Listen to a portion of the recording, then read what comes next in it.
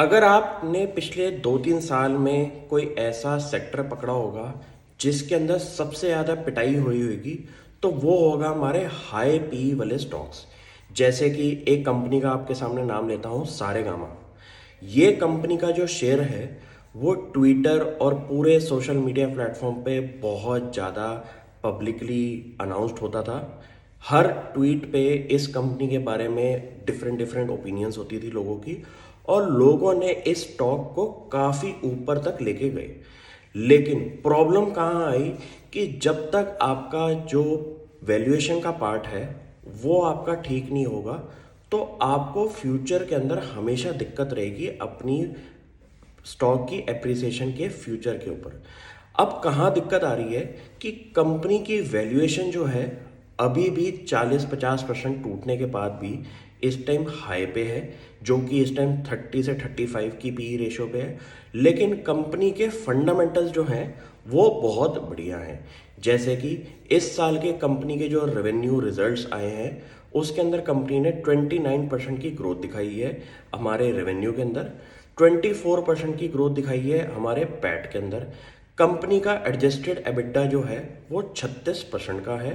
Company की ROE है around 14% की।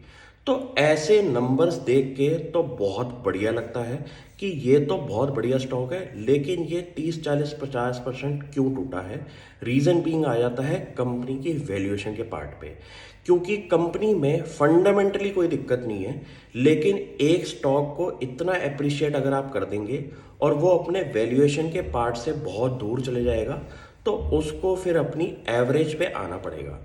यहाँ दिक्कत आई है हमारे सारेगामा के शेयर प्राइस के अंदर कि कंपनी की मार्केट कैप है अराउंड 6,000 करोड़ की, कंपनी का प्रॉफिट आफ्टर टैक्स है 189 करोड़ का, कंपनी का रेवेन्यू है 750 करोड़ का।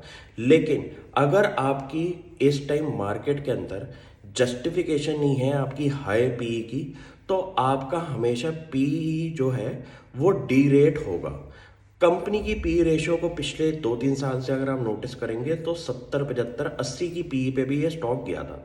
लेकिन इस टाइम अच्छे रिजल्ट्स आने के बावजूद भी इस कंपनी के अंदर एक अच्छी एंट्री का मौका लोगों को नहीं मिल रहा, क्योंकि लोग अच्छे ऊपर के लेवल पे फंसे हुए हैं।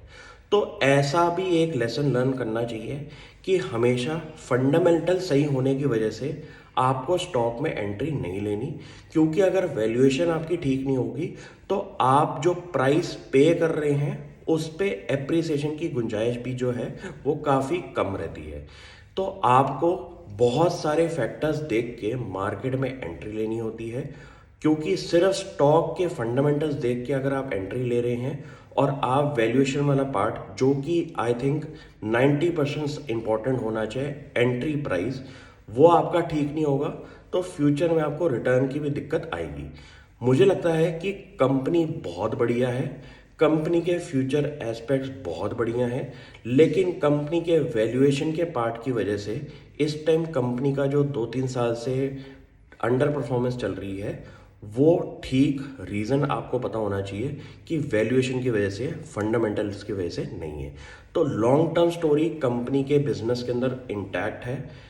मैंने कंपनी के अगर फाइनेंशियल रिजल्ट्स के अलावा कुछ क्वालिटेटिव पार्ट भी अगर देखा है तो वहाँ नोटिस किया है कि कंपनी की आउट परफॉर्मेंस रही है हमारे कंटेंट क्रिएशन के अंदर। आपके यूट्यूब जैसे बिजनेस के अंदर एक बहुत बड़ी अगर कोर कॉम्पिटेंट एरिया हो, आपका यूट्यूब चैनल 80 मिलियन से ज़्यादा का हो, जिसके अंदर आपका सब्सक्राइबर बेस इंटैक्ट है, ग्रोथ आ रही है आपके व्यूज़ के अंदर, और आप एक क्वालिटी कंटेंट अगर बना रहे हैं, तो आज आपका स्टॉक नहीं चल रहा, लेकिन फ्यूचर में ज़रूर चलेगा जब इसके अंदर एक वापस री रेटिंग की गुंजाइश बनेगी। Thank you.